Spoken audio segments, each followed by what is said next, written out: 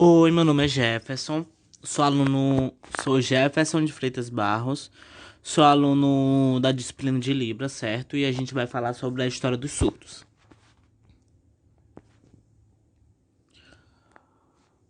A importância de conhecer a história, certo? Antes de adentrarmos a história dos surdos, é muito importante a gente entender como é a história, como a história vai estudar aquela determinada comunidade. A história é uma palavra que veio da Grécia, certo? Uma palavra grega, que significa investigação.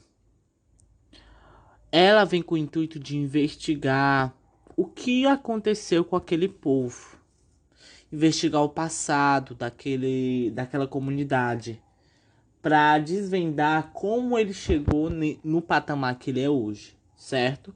Podendo até fazer previsões de como ele vai ficar, de previsões do seu futuro. A história, ela vem responder várias perguntas, certo? Uma das perguntas é quem é o povo, quem são eles, quem é a comunidade, quem é o povo que vai ser estudado. No caso aí vai ser a comunidade surda. De onde eles vieram, como eles surgiram, certo? É uma pergunta muito importante. Como a comunidade surda começou a existir e quais as transformações pelos quais passou para chegar até hoje. Essas são as principais perguntas que a gente vai ser respondida ao decorrer da apresentação, tá bom? Construindo a história. Para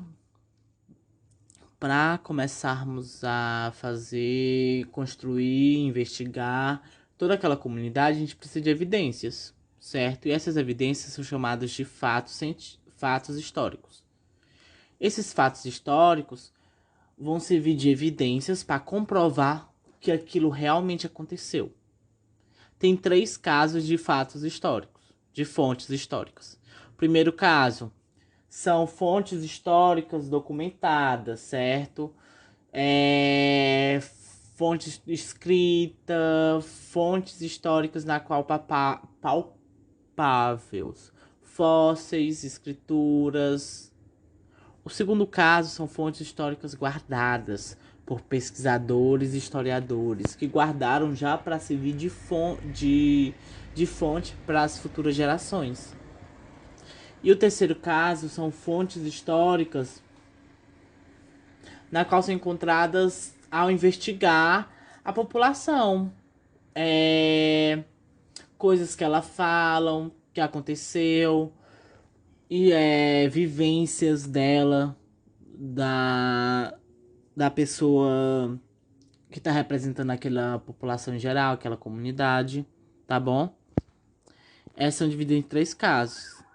E dessas fontes históricas, a gente tem três tipos de fontes, que é as fontes mudas, que são esqueletos, utensílios, armas, pinturas, túmulos, monumentos, templos, plásticos, são fontes que não são escritas, certo? São fontes mais de são fontes cerâmicas, essas são um tipo de fontes que são fontes mudas, tá bom? Temos também as fontes escritas, que são papéis, documentos, escrituras, livros, diários, jornais, revistas. E tem as fontes narradas, que são contos, tradições, línguas, certo? Cultura da comunidade, danças. Isso tudo são fontes narradas, certo? Fato histórico. Nessa, no fato histórico, um dos fatos históricos também que a comunidade surda tem é o caso Ellen Kerlin, né? Que é uma criança que nasceu cega e surda. E ela conseguiu, com a ajuda da professora Anne Sullivan, ela conseguiu aprender a se comunicar, a se formar e entrar em uma universidade, publicar artigos científicos em geral e tem um renome acadêmico muito grande. Aí o que aconteceu? Aconteceu o fato nunca evidenciado na qual uma criança surda e cega aprendeu a se comunicar, certo? E não só se comunicar, a ter uma carreira acadêmica.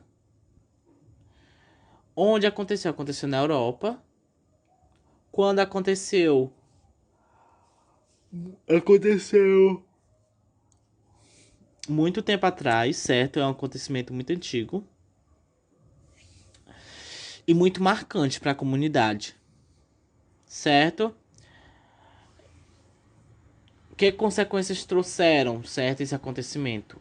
Esse acontecimento trouxe consequências na qual começaram a tirar o estigma de pessoas com deficiência, na qual não conseguem ter uma habilidade intelectual.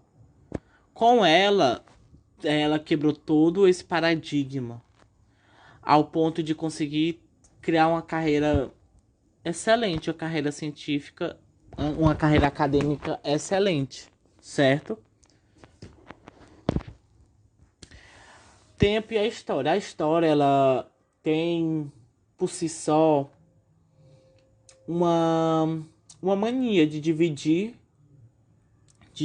os acontecimentos, dividir a história por acontecimentos. Não porque obrigatoriamente ela foi dividida, e sim para ajudar na aprendizagem do aluno, para melhor entendimento do que está acontecendo. Na história dos surdos, ela é dividida em 3 etapas, que é a relevação cultural, na qual é a etapa que os surdos tiveram um alto desempenho acadêmico. Existiam vários surdos pintores, escritores, artistas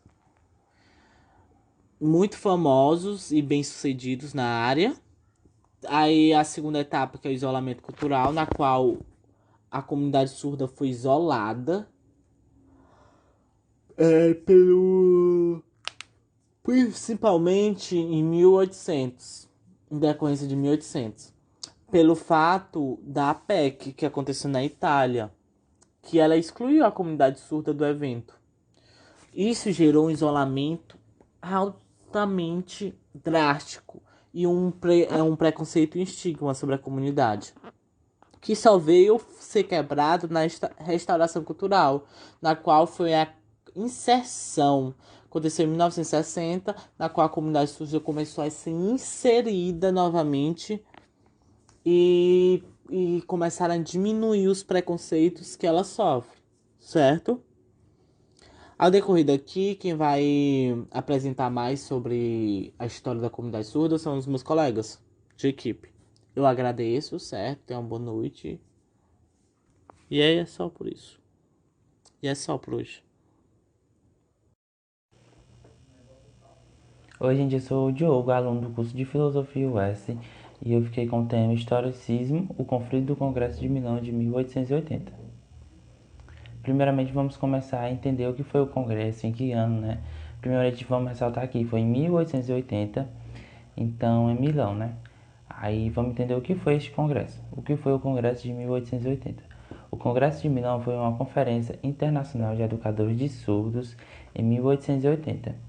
Depois de deliberações entre 6 e 11 de setembro de 1880, o Congresso declarou que a educação oralista era mais apropriada que a língua gestual e aprovou uma resolução que preferencialmente seria utilizado o uso da língua oral nas escolas. Este congresso foi organizado, patrocinado e conduzido por muitos especialistas ouvintistas, todos defensores do oralismo puro. Do total de 164 delegados, 56 eram oralistas franceses e 66 eram oralistas italianos. Assim, havia 74% de oralistas da França e da Itália. O que foi decidido após o Congresso de Milão? Foi decidida a proibição oficialmente de língua de sinais na educação de surdos. Então, eu marquei alguns pontos importantes aqui do Congresso e como foi decidido, né? E como foi bem arquitetado para chegar, o Congresso todo chegar a essa conclusão. Assim, sobre o Congresso, né? Primeiramente foi a primeira Conferência Internacional de Educadores de Surdos. E entre esse congresso, apenas uma pessoa do congresso todo era surdo. E os votos que foram a favor da língua gestual de sinais, eles não tiveram voz, eles não foram ouvidos, né? No caso. E a organização do evento, é, ela foi bem forte, assim, foi organizada pela Pereira Associate, que era um grupo de pessoas que eram contra a língua de sinais. Essa organização foi fundada por Jacob Rodrigues Pereira e ele era fortemente apoiador do oralismo. Assim, os impactos do Congresso foram terríveis na comunidade surda do oralismo. Assim, os impactos do Congresso foram terríveis na comunidade surda em todo o mundo. Eu peguei aqui um ponto bem importante. Já na primeira década após o Congresso de Milão, o ensino das línguas de sinais já estava quase completamente erradicada das escolas. Este congresso assim, ficou para a história, né, que foi um retrocesso na história do SUS, na história da educação. História cultural, refletindo nas diferenças culturais surdas na história da educação. História cultural. Antes do Milão, houve muitos professores surdos, escritores surdos, artistas surdos, líderes e militantes das comunidades surdas. Um exemplo de professor aqui, eu vou citar o Ferdinando Béthier. Ele nasceu no ano de 1813 na cidade de Louas, na França. Iniciou a educação com 8 anos em Instituto Nacional de Jovens Surdos Mudos de Paris, INJS. Depois que se formou, passou a lecionar no mesmo local durante mais de 40 anos.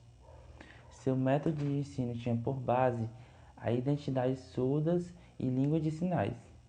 Escreveu vários livros e artigos de história de surdos, defendendo o povo surdo, a língua de sinais, a cultura surda, a educação sobre artistas surdos e determinados surdos que fazem a poesia em LSF, língua de sinais francês. Também relatou as atrocidades cometidas pelo povo esparta contra o povo surdo. Comentou que o Congresso de Milão é uma catástrofe para as pessoas surdas de França, se as decisões forem aplicadas. Movimentos surdos. Em 1834, com seus companheiros surdos, Lenoir Forester criaram um comitê de surdos mudos. Dentre os 10 membros desse comitê estava Frederic Payson de Montpellier, um pintor destacado que pintou alguns anos depois um quadro, Os Últimos Momentos de Lepe, e o italiano Torino Mosca também pintou neste comitê. Decidiram organizar todos os anos um banquete dos surdos mudos para homenagear ao abade Lepe, que foram de grandes sucessos e com isso nasceu os movimentos dos surdos. E é isso, gente. Espero que vocês tenham gostado e obrigado.